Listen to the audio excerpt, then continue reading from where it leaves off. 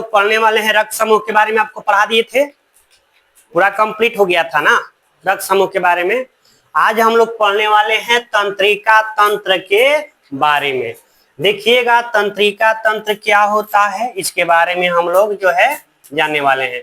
तो याद रखिएगा कि शरीर के सभी अंगों को, जितने भी शरीर के सभी अंग है, एक दूसरे के साथ समन्वय जो बनाने का काम करता है, उसका काम क्या है, उसको क्या कहते हैं, तंत्रिका तंत्र कहते हैं।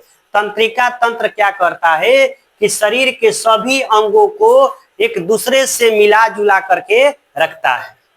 समझ गए ना। अगर मान लीजिए आप एक घर में रहते हैं, मालिक का काम होता है कि सबको मिला जुला के रखना, तब ना घर परिवार चलेगा, नहीं तो घर क्या हो जाएगा, उजड़ जाएगा। समझ गए। तो जो नर्वस सिस्टम है यानी तंत्रिका तंत्र क्या होता है, ध्यान से सुनिए इधर। तंत्रिका तंत्र क्या होता है, यह शरीर के सभी अंगों को एक दूसरे के साथ समन्वय में मदद करता है। समन्वय में क्या करता है, मदद करता है। ठीक है, बात करते हैं आगे की मानव तंत्रिका तंत्र की। मानव तंत्रिका तंत्र की देखो, जो मानव के तंत्रिका तंत्र है उसको दो भागों में बांटा गया। कितने भागों में, दो भागों में बांटा गया है। एक है केंद्रीय तंत्रिका तंत्र, दूसरी है परिधीय तंत्रिका तंत्र। पहली तंत्रिका तंत्र क्या है, केंद्रीय तंत्रिका तंत्र, दूसरी परिधीय। केंद्रीय और परिधीय। देखिए केंद्रीय तंत्रिका तंत्र में मस्तिष्क आता है और मेरु रज्जु आते हैं। याद रखिएगा केंद्रीय में किसका किसके बारे में अध्ययन करेंगे, मस्तिष्क आएगा और मेरु रज्जु आएंगे। उसके बाद परिधीय की बात किया जाए तो कपाल तंत्रिका आएगा और मेरु तंत्रिका आएगा। परिधीय में क्या आएंगे, कपाल तंत्रिका और मेरु तंत्रिका आएंगे। यहां तक किसी कोई दिक्कत नहीं ना। अब बात करते हैं रिसेप्टर्स के। रिसेप्टर्स देखिए ये क्या होते हैं, जो वातावरण से जो है हमें जानकारी का पता लगाते हैं। टोटल कितने हैं, 5 ज्ञानेंद्रियां। ठीक है, जो बाहर से, जो वातावरण से हमें जानकारी का पता लगाते हैं उन्हें क्या कहते हैं, रिसेप्टर्स कहते हैं। क्या कहते हैं, रिसेप्टर्स कहते हैं। यानी जो पर्यावरण से हमें जानकारी का पता लगाते हैं। पहला नंबर क्या है, कान। कान से हम क्या करते हैं, अगर कान से अच्छे से आप नहीं सुन पाइएगा तो आपका शरीर का संतुलन गड़बड़ा जाएगा। नहीं गड़बड़ा जाएगा, हाँ? किसी को देख नहीं सुनता ऐसे वैसे करता है, नहीं। तो कान हो गया। दूसरी बात आंख। अगर आपकी आंख से दिखाई नहीं देगा चला तो आपका भी संतुलन क्या हो जाएगा, गड़बड़ा जाएगा। समझ गए ना। आंख क्या करता है, आंख से जो वातावरण में जो भी कुछ हो रहा है इससे हमें मदद मिलता है कि क्या हो रहा है, नहीं। और आंख से देखने के लिए क्या चाहिए, प्रकाश। प्रकाश रहेगा तब ना देखिएगा, प्रकाश नहीं रहेगा तो आप नहीं देख सकते हैं। ठीक है। दूसरी बात का, तीसरी बात करते हैं त्वचा की। त्वचा से हम क्या करते हैं, ठंडा गर्मी का अनुभव करते हैं। ठंडा गर्मी का पता अपना किसे, आंख से नहीं ना कर सकते हैं, त्वचा से कर सकते हैं। दूसरी बात, सूंघने का काम कौन करेगा, नाक। यानी नाक जो है सूंघने के काम करता है। समझ गए। बात करते हैं जीभ की, और जीभ किसकी पता लगाता है, स्वाद की पता लगाता है। नहीं, कैसा कैसा स्वाद है, आइटम पे का स्वाद कैसा, इस सब का पता कौन लगाता है, ये पता कौन लगाता है, जीभ लगाता है। समझ गए ना।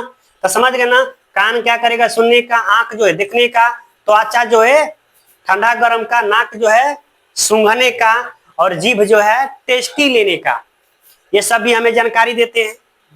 जानकारी देते हैं ना। मान लीजिए अब आपके आंख पे पट्टी बांध दिया जाए और आग के पास ले जाएंगे तो अपने आप हाथ अगर आग में डालेंगे आपको तो आपका हाथ बढ़ेगा आगे, ये गर्म महसूस हो रहा है, ये भी तक पता लगाता है। तो इसमें भी तो आंख है, तो त्वचा से भी पता चलता है। समझ गए ना। अब बात करते हैं मानव के मस्तिष्क के बारे में। तो ये जो देख रहे हैं मस्तिष्क यानी ब्रेन के बारे में, इधर ध्यान समझिए।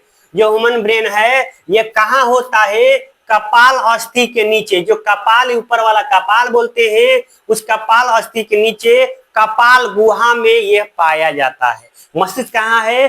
कपाल के नीचे, कपाल गुहा में। ये जो ऊपरी भाग है ना, ये कपाल है, इसके अंदर में कपाल गुहा में ये मस्तिष्क पाया जाता है। इसका वजन की बात करेंगे, जितना शरीर होता है, शरीर के वजन से मात्र 2% होता है। शरीर का वजन का 2% ही ब्रेन का भार यानी वजन होता है। पुरुषों की बात किया जाए तो 1400 ग्राम होती है, और महिलाओं की बात किया जाए तो 1300 ग्राम होती है। देखो, पुरुषों की अपेक्षा महिलाओं में दिमाग कम है, नहीं, पुरुषों में 1400 ग्राम है और महिलाओं में कितना ग्राम है? 1300 ग्राम है। लेकिन जब बच्चे की बात किया जाए, बालक की, 300 से 400 ग्राम जो है उनके दिमाग होते हैं।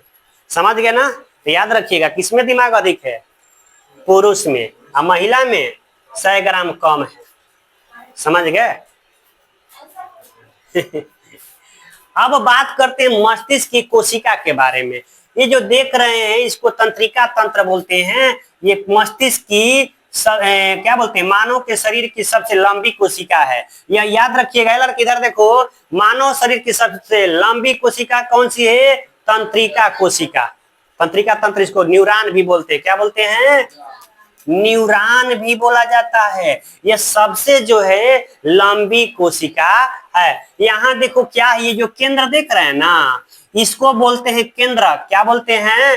केंद्रक बोलते हैं। और ये इस तरह से निकला हुआ है ना, इसको क्या बोलते हैं? द्रुमिका बोलते हैं। क्या बोलते हैं? द्रुमिका। प्रेमिका मत समझ लीजिएगा, द्रुमिका है। ये क्या है? द्रुमिका है। और ये जो वाला जो भाग देख रहे हैं, इस भाग को क्या कहेंगे? कोशिका काय। कोशिका काय कहेंगे। समझ गए ना? क्या कहेंगे? कोशिका काय। एग्जाम में पूछ देगा ये वाला भाग क्या है, तो इसको बोलेंगे द्रुमिका, और ये वाला सेंटर वाला भाग को केंद्रक, इस वाले भाग को क्या कहते हैं? कोशिका। कोशिका काय। कोशिका काय क्या कहेंगे? कोशिका काय। यहां तक किसी को कोई दिक्कत नहीं ना? अगर मैं आपसे कहूं मानव शरीर की सबसे लंबी कोशिका कौन सी है? तंत्रिका कोशिका। तंत्रिका तंत्र सबसे लंबी है, या न्यूरॉन भी कह सकते हैं। यहां तक किसी कोई दिक्कत नहीं ना? अब देखिए आगे बढ़ते हैं, बात करते हैं ब्रेन में ही। जो ब्रेन, जो मस्तिष्क होता है, इसमें 60% क्या होती है?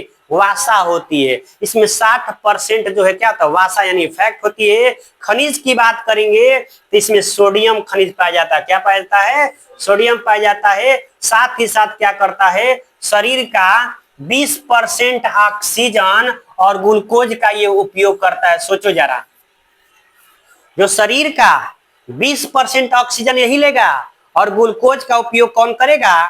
ये मस्तिष्क करता है, यानी ब्रेन करता है। इसमें कितने परसेंट वसा होते हैं? 60% होते हैं।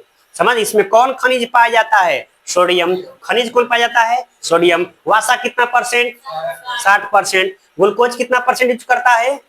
शरीर का 20% उपयोग ये करता है। यहां तक किसी कोई दिक्कत नहीं ना? अब बात करते हैं मस्तिष्क।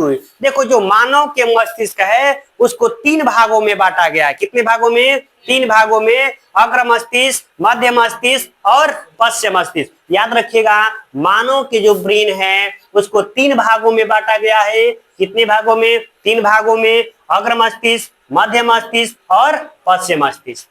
समझ गए ना? दिक्कत नहीं है कोई?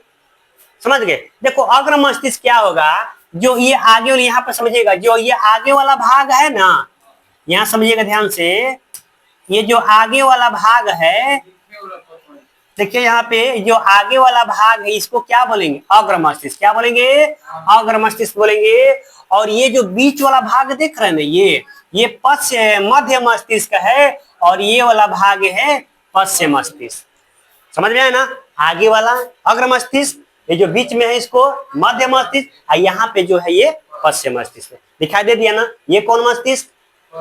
पश्च मस्तिष्क। ये वाला अग्र मस्तिष्क। 3 भाग होते हैं ना दिमाग के, ब्रेन के। कितने भाग होते हैं? 3 भाग होते हैं। अब बात करते हैं अग्र मस्तिष्क के बारे में। तो देखो, अग्र मस्तिष्क को भी 3 भागों में बांटा गया है। कौन कौन से हैं? थैलेमस, प्रमस्तिष्क और हाइपोथैलेमस। याद रखिएगा, अग्र मस्तिष्क को भी 3 भागों में बांटा गया है।